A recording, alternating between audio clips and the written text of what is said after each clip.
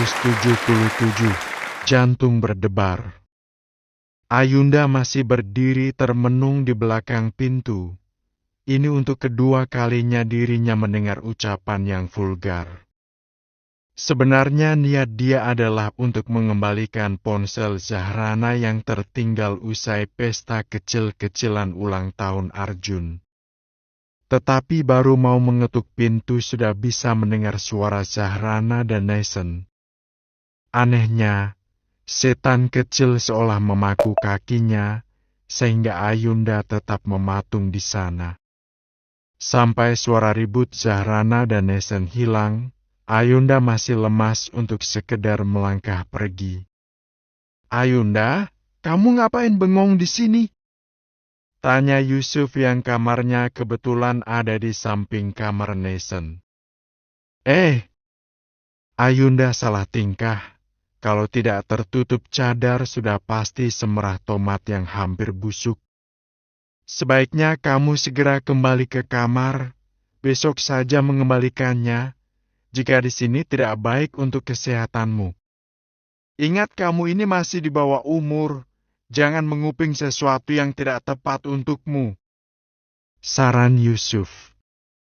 Memangnya Kak Yusuf tahu apa yang aku dengar? Sela Ayunda panik. Dua orang suami istri di dalam kamar, apalagi yang mereka lakukan, sampai membuat kamu tegang begini, canda Yusuf. Aku tidak menguping, aku hanya mendengar tanpa sengaja. Dan aku bukan tipe orang mesum seperti itu. Elak Ayunda. Kenapa kamu yang jadi panik? Padahal aku hanya menduga soal yang di dalam kamar, tidak menuduh kamu apapun. Jawab Yusuf menatap Ayunda. Sedetik kemudian memalingkan pandangan ke arah lain. Ini untuk pertama kalinya kedua mata mereka saling bertatapan dalam jarak yang dekat. Walau durasi hanya 2 detik, seketika jantung Ayunda serasa ingin meledak. Astagfirullah, astagfirullah, Kak Yusuf malam ini semakin ganteng saja. Batin Ayunda. Kok bengong? Buruan kembali ke kamar. Bisik Yusuf. Assalamualaikum. Ucap Ayunda sambil berlari. Ayunda tidak tahan dengan ketampanan Yusuf. Dalam hidupnya lelaki paling tampan yang pernah ditemui adalah Yusuf. Astagfirullah, aku tidak boleh sampai terpesona padanya. Tapi ketampanan dan senyuman Kak Yusuf sangat mematikan. Gumam Ayunda. Ayunda terus berlari menuju lift. Saat pintu lift tertutup, dia semakin kaget lagi karena di dalamnya ada Helmi. Kak Helmi? Pekik Ayunda.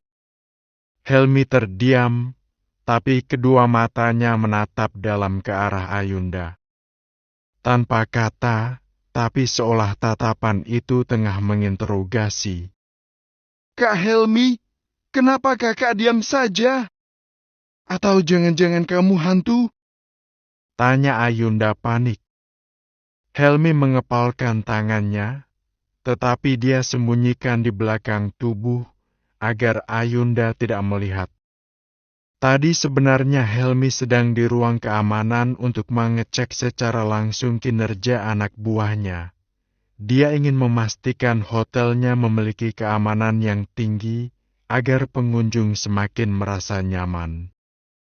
Hanya saja saat tanpa sengaja dirinya melihat layar SSTC di depan kamar Nathan, ada Ayunda dan Yusuf yang berduaan, membuat hatinya mendidih. Helmi langsung bergegas pergi, seolah dirinya dirasuki oleh iblis dan ingin membawa Ayunda kabur. Apalagi saat dia hanya berduaan dengan Ayunda di dalam lift. Ada bisikan-bisikan untuk memeluk, mencium atau menelpon petugas keamanan merusak pintu lift tersebut agar dia dan Ayunda bisa terjebak di ruangan yang sempit. Tetapi, saat dengan imutnya Ayunda mengira dirinya setan, Helmi langsung sadar. Jika Ayunda adalah gadis murni, tidak sama dengan para wanita yang pernah dia temui. Ibarat kaca yang jernih, jika Ayunda tersentuh sedikit saja akan langsung pecah. Astagfirullahaladzim, ucap Helmi sambil melemaskan tangannya. Ah, syukurlah berarti itu Kak Helmi sungguhan.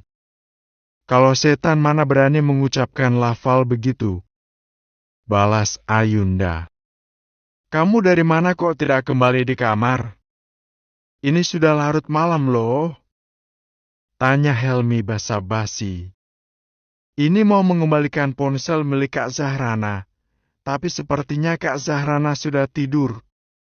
Jawab Ayunda menunduk malu. Oh, kamu kenapa jadi pendiam? Selah Helmi. Kak, aku mau minta maaf ya. Gara-gara aku kakak jadi ikut tercebur ke kolam renang. Ucap Ayunda. Tidak apa-apa, lagian andaikan kamu tercebur sendiri memangnya siapa lagi yang akan terjun menolong kalau bukan aku? Balas Helmi. Tiba-tiba suasana kembali hening.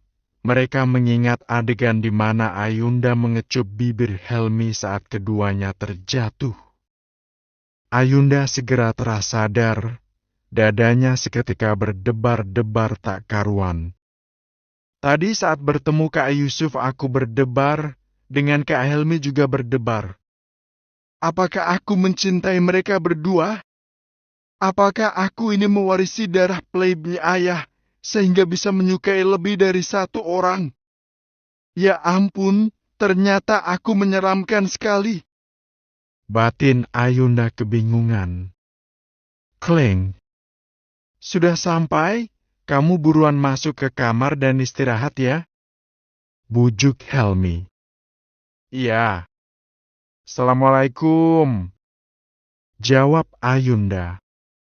Waalaikumsalam. Balas Helmi kembali menekan tombol lantai teratas untuk menuju ke kamar pribadinya di hotel tersebut. Dalam setiap hotel yang tersebar di berbagai kota, Helmi memang memiliki kamar pribadi. Sehingga saat melakukan tugas keluar kota dia tak perlu bingung soal menginap. Sesampai di kamarnya, Helmi langsung ke kamar mandi dan berendam air hangat di bathtub. Kini Helmi mulai memahami keputusasaan Nation dulu, mengingat usia mereka yang sudah cocok memiliki anak, sedangkan Ayunda 17 tahun saja belum genap. Bukan masalah lamanya penantian, tetapi Helmi sadar dia adalah lelaki normal. Lelaki yang sedang di masa prima, saat melihat sesuatu yang sensitif bisa menimbulkan gairah. Sama seperti saat dirinya melihat Ayunda, basah kuyup di kolam renang dengan mata indah bak bidadari. Itulah alasan Helmi tetap memilih berenang untuk meredamkan gejolak jiwanya. Mungkinkah ini adalah hukuman? Ketika dulu aku mempermainkan banyak wanita tanpa perasaan bersalah, dan sekarang saat semua angkatan aku sudah menikah, justru aku tidak bisa. Aku benar-benar tidak bisa menikah kalau bukan dengan Ayunda. Tapi sampai kapan lagi aku harus menunggu? Ayunda, mungkinkah aku benar-benar harus menculikmu? Kenapa aku tidak dilahirkan lebih lambat 5 tahun saja? Atau kamu yang dilahirkan lebih cepat, sehingga usia kita tidak terpaut terlalu jauh? Gumam Helmi. Hampir setengah jam Helmi berendam, akhirnya dia berdiri dan berniat untuk tidur. Sampai ponselnya berbunyi, ada sebuah pesan dari nomor yang tidak dikenal. Helmi kaget, dalam situasi begini ada saja tingkah mantan yang menggodanya. Tiara namanya, gadis cantik yang sudah puluhan bahkan mungkin ratusan pernah dia cumbu dan lumat habis bibirnya. Helmi tidak tertarik lagi. Hatinya sudah dipenuhi oleh cinta Ayunda. Tetapi kemudian panggilan telepon langsung masuk. Karena Helmi masih belum mengantuk, dia pun iseng mengangkatnya. Ada apa, Tiara? Duh, suaramu yang merdu ini selalu aku rindukan, hihi. Kalau tidak ada yang penting aku tutup. Tunggu, jangan salah paham begitu. Aku sudah menikah tahu, jadi tidak akan mengejar kamu. Terus, untuk apa kamu menelponku kalau sudah punya suami? Aku rindu padamu, dan suamiku sering keluar negeri, sekali bertemu skill ciumannya tidak sehebat kamu. Terus aku harus bagaimana dong? Itu bukan urusanku, bye. Tunggu, ada hal penting lagi yang mau aku katakan. Cepatlah, aku sudah mau tidur. Helmi, aku tahu kamu mengejar adiknya Arjun kan? Dia masih kecil.